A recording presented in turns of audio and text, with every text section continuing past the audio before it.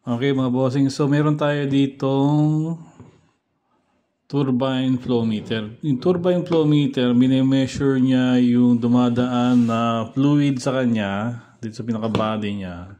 So sa loob niyan, meron siyang parang LEC na maliit. Ayan, nakita niyo yung LEC na yan. Umiikot yan. So pag umiikot yan, yung pinakadulo ng pinaka-tip ng pinaka-turbine niya may magnet yun. Tapos dito sa pinaka-controller niya, meron siya parang counter. Binibilang niya kung ilang beses umikot yung turbine. So sabihin natin ngayon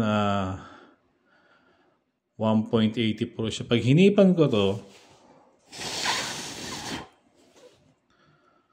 so tumataas yung value niya.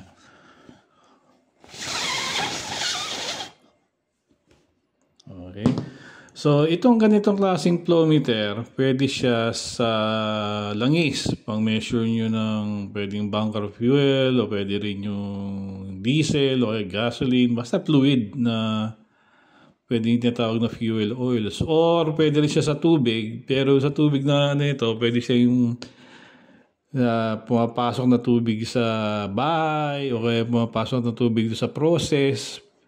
Sa STP, ginagamit siya pang sukat dun sa tubig na lumalabas na dun sa STP o kaya sa sewage treatment. Kasi ang requirement dito is hindi siya yung tubig, kailangan malinis. Kasi pag madumi yung tubig, may mga solid-solid siya, babara yung pinaka-turbine. So, kailangan dumadaan dito yung effluent na, sabihin, treated water na siya.